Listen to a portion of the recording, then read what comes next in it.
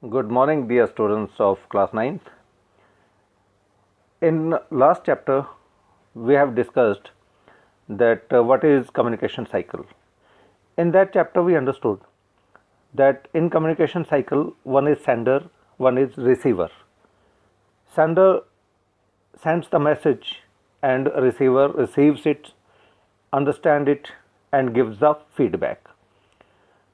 Now, in this chapter, which is various methods of communication, the title is various methods of communication. We will understand what are the methods which we use for communication. As you can see, methods of communication on your screen, you can see that first is verbal, second non-verbal, and third is visual. Verbal communication is a communication which is given in two ways. Message is given in two ways. That one is oral communication and second is written communication. Oral communication, we can understand that how we are talking to each other, means I am sending you message and you are listening to it. This is called oral communication. In this and written communication, in verbal communication, we use some language which is understood by both sender and receiver. Here in this chapter, when you will read, you will understand that telephonic communication or telephonic conversation, video conferencing, voicemails, general conversations, speeches, meetings, seminars, group discussions are the examples of oral communication. In oral communication, few things are required, means few features are there of oral communications. One is pace.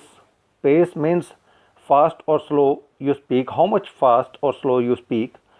If the speaker talks too fast, the receiver may not be able to understand or absorb the message correctly.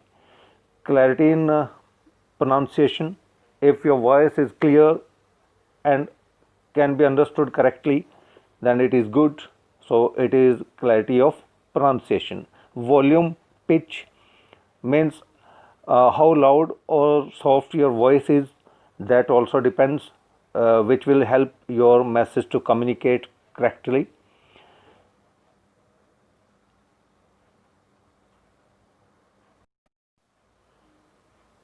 Next comes choice of words.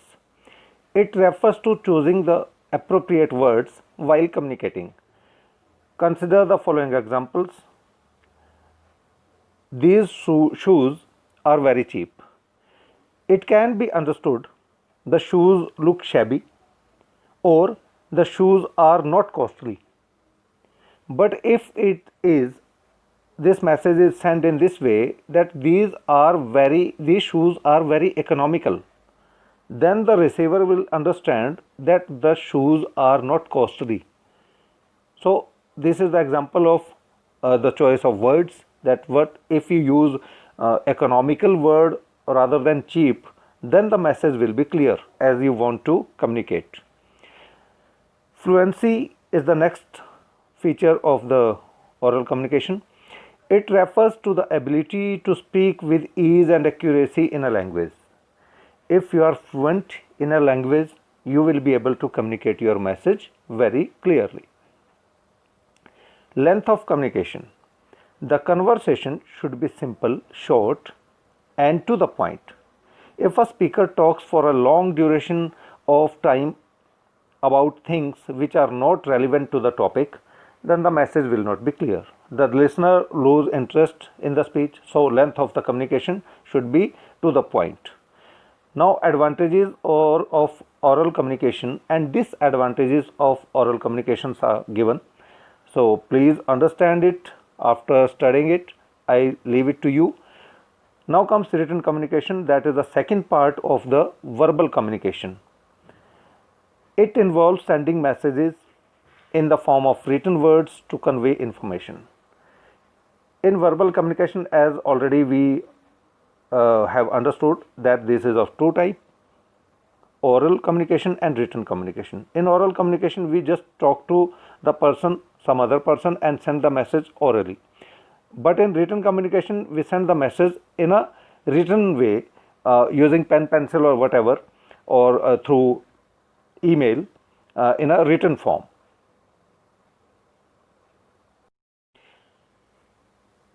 As you can see here, communication includes written communication, includes letters, reports, resume, brochures, circulars, memorandum, contracts, notices, so many things. So many ways are there to send the message in written form. Here it is written that SMS and messengers like WhatsApp, email, social media, these are the these are the methods to communicate message in written form or written way. This is called written communication. Advantages of written communications and disadvantages of written communications are mentioned here. Please go through it and you will understand the topic clearly. Non-verbal communication, second part. Non-verbal communication, as you can understand, it is means without speaking, by showing some facial expressions, gestures. Sometimes we talk to other person and we use some way to express our express our feelings by facial expressions or gestures. So we can say that non-verbal communication, it is an helping hand to the verbal communication. Sometimes while speaking to others, we use gestures and facial expressions. Here we can understand in facial expression, it is the most noticeable aspect of non-verbal communication. The look on a person's face, often the first thing we see even before we hear what he has to say. We can understand the feeling of a person while talking to each other by facial expression or gesture. Gesture, conscious hand and body movements and signals are an essential way to communicate without words. Some of the common gestures including waving, pointing and using fingers to indicate numbers. However, some unconscious gestures also convey one's state of mind. For example, glancing at the watch is interpreted as a sign of disinterest or a desire to leave the conversation. If we are talking to some other person and he is continuously looking at his watch, that means he is getting late, or she or he is not interested in our talk. And then comes voice. Non-verbal speech such as tone, pitch, volume, modulation, rhythm and rate are essential elements of communication. When we speak, other people read our voice in addition to listening to our words. Sometimes when we speak, our pitch, our way of speaking, it sends the message to other person that are we interested in communication or we are not interested in communication. So these are some non-verbal communication. And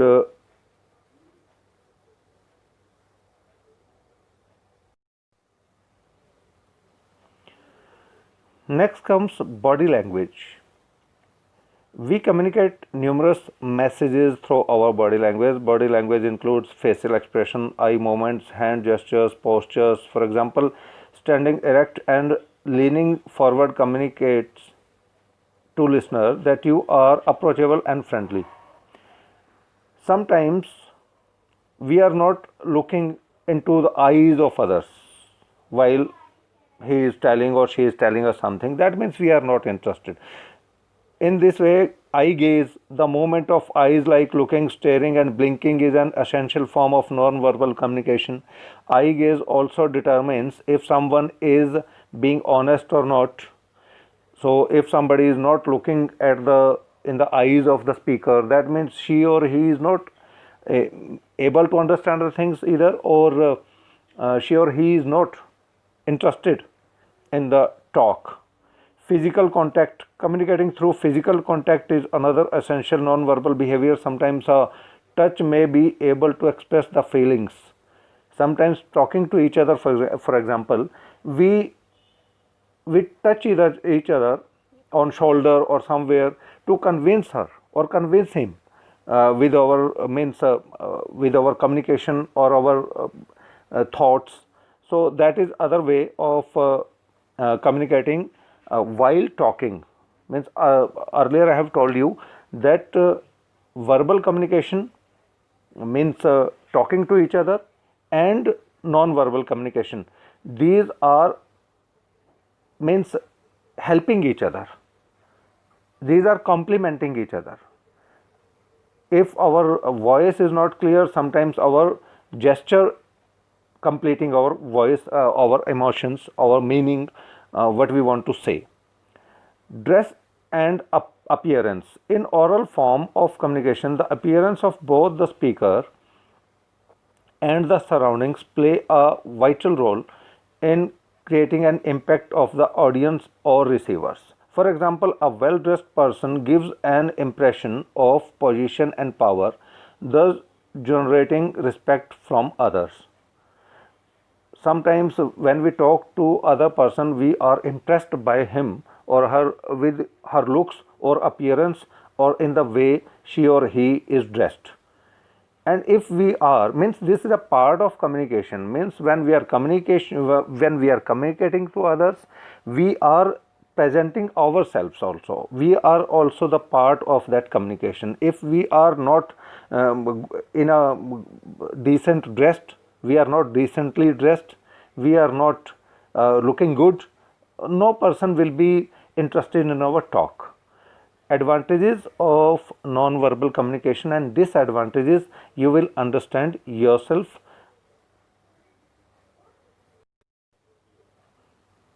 Then come visual communication. Any verbal or non-verbal communication utilizing the sense of sight, known as visual communication. Means sometimes we take the help of charts, maps, PowerPoint presentations, or projectors in your class. Your teachers are using it. So there they are communicating with you and showing something visually on the board.